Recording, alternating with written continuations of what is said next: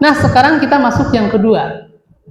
Asaniyatu yang kedua, annallaha la yarda ayyushraka ma'ahu ahadun fi ibadatihi. Yang kedua, sesungguhnya Allah tidak ridho ketika disekutukan dengan siapapun dalam peribadatan.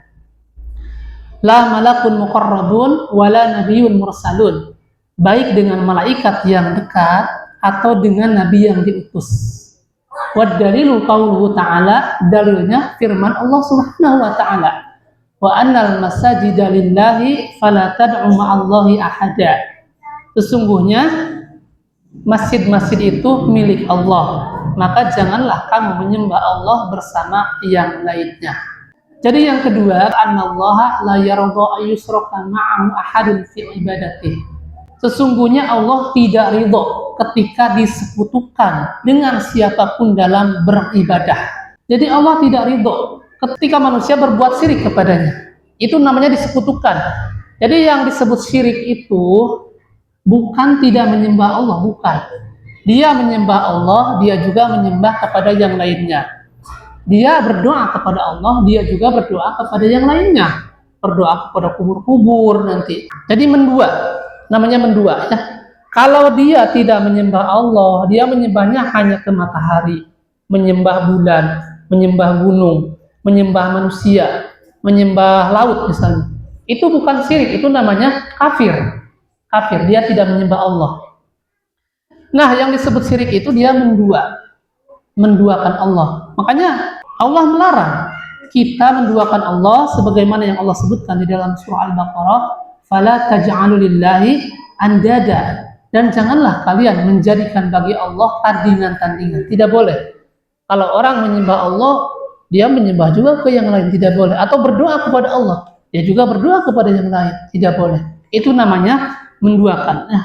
Nah, ketika dia menganggap ada tandingan-tandingan selain Allah, maka dia telah terjerumus ke dalam kesyirikan, atau bahasa yang sering dikenal di kampung, telah berbuat musyrik katanya. Pelakunya disebut musyrik. Nah, sedangkan orang kalau terjerumus ke dalam kesyirikan, dia terjerumus ke dalam dosa yang sangat besar.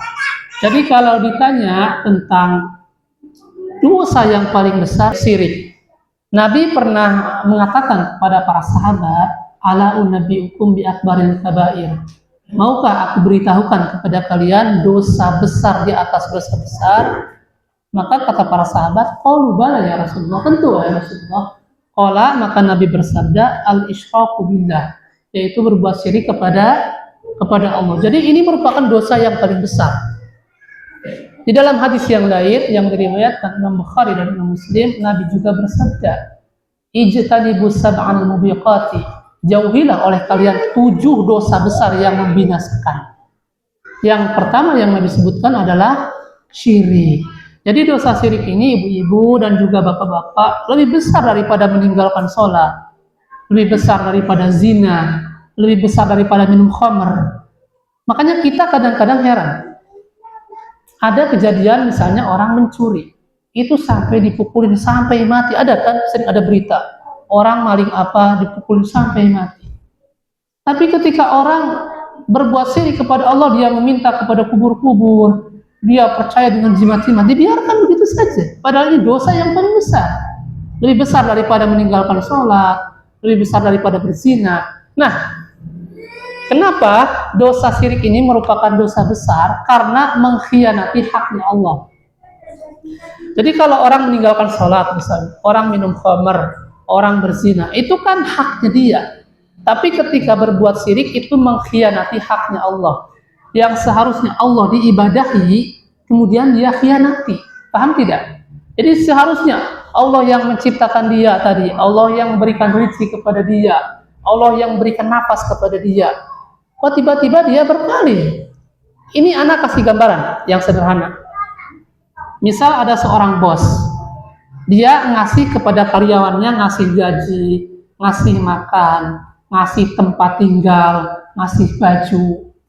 Tiba-tiba si karyawan itu, dia tidak kerja di bos itu, dia kerja di tempat lain. Itu kira-kira bosnya marah tidak?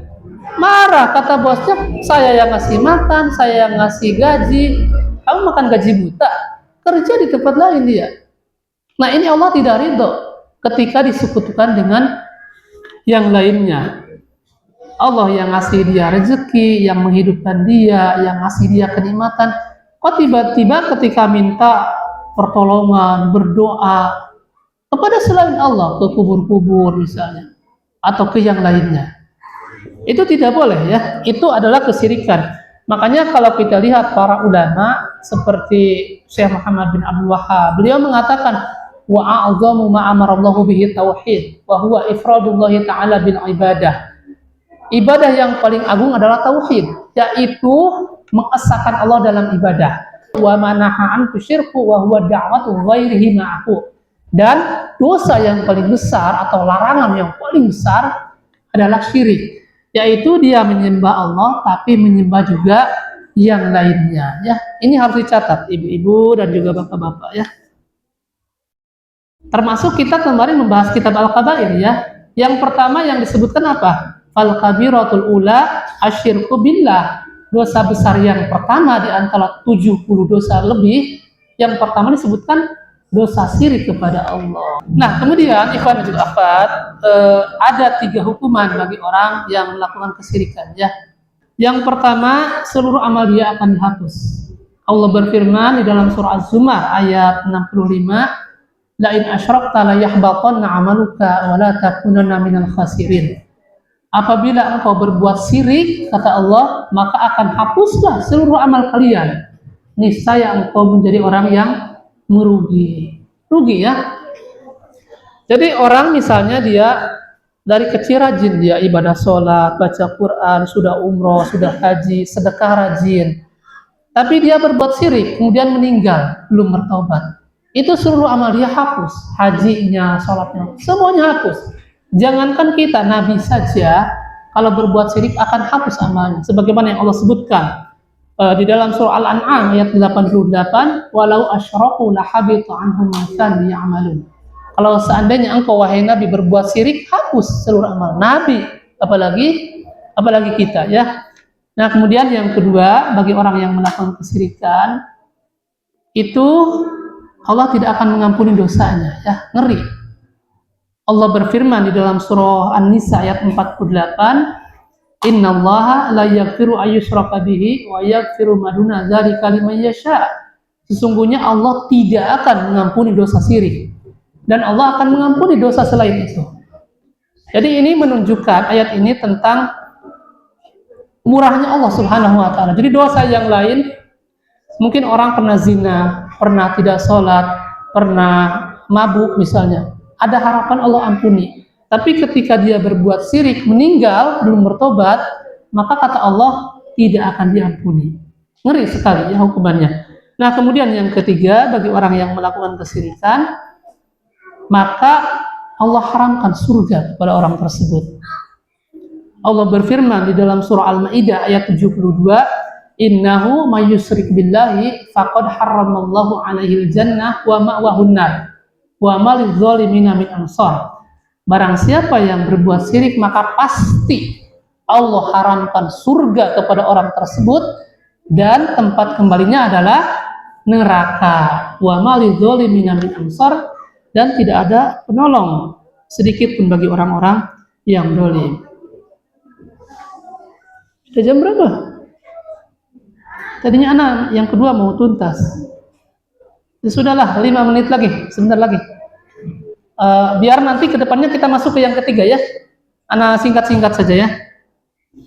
Nah, kemudian setelah disebutkan annallaha la yarda ayyushraka ma'ahu ahadun fi ibadati, sesungguhnya Allah tidak ridho ketika disekutukan dengan apapun dalam peribadatan. Kemudian dilanjutkan la malakun muqarrabun wala nabiyyun mursalun, baik dengan malaikat yang dekat atau dengan nabi yang diutus. Nah, jadi Allah tidak ridho, jangankan disekutukan dengan kuburan, dengan dukun, dengan malaikat saja yang Allah dekat dengan Allah, yang Allah kasih tugas misalnya untuk mencabut nyawa, untuk menurunkan hujan, Allah tidak ridho. Jadi misalnya ada orang dia meminta kepada malaikat, wahai malaikat turunkanlah hujan, binatang-binatang saya sudah kekeringan, sumur-sumur kami sudah tidak ada airnya. Itu syirik. Minta kepada malaikat yang dekat saja dengan Allah. Kita hanya minta kepada Allah, dilarang, tidak boleh la malakun muqarrabun, meskipun kepada malaikat yang dekat dengan Allah. Karena ada orang seperti itu, minta kepada malaikat, minta kepada, katanya kalau mau bikin sumur minta ke siapa? Ke Nabi Khidir katanya. Macam ya.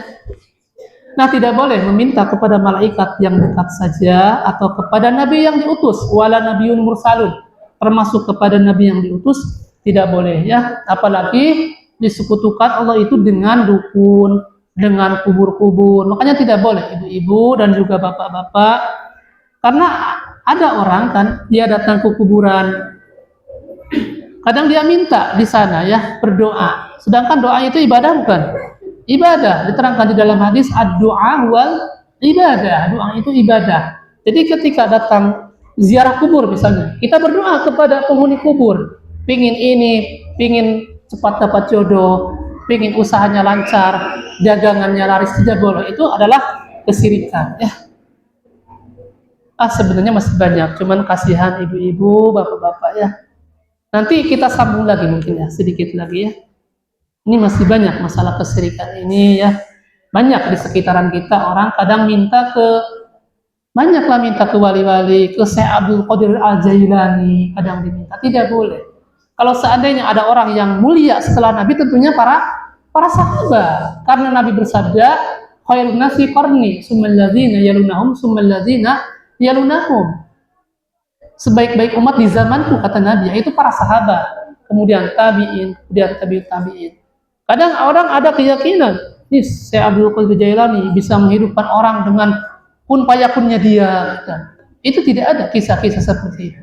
Ini banyak, karena kalau kita jelaskan, insya Allah mungkin ini penyempurnaannya, mungkin di pertemuan yang akan datang. Mungkin ini saja yang bisa anak sampaikan. Mau tanya jawab atau tidak? Sudah malam. Nah, mungkin ini saja yang bisa saya sampaikan. Mohon maaf atas segala kekurangan. Subhanakallahumma wa bihamdika asyhadu an la ilaha illa anta astaghfiruka wa atubu ilaik. Assalamualaikum warahmatullahi wabarakatuh.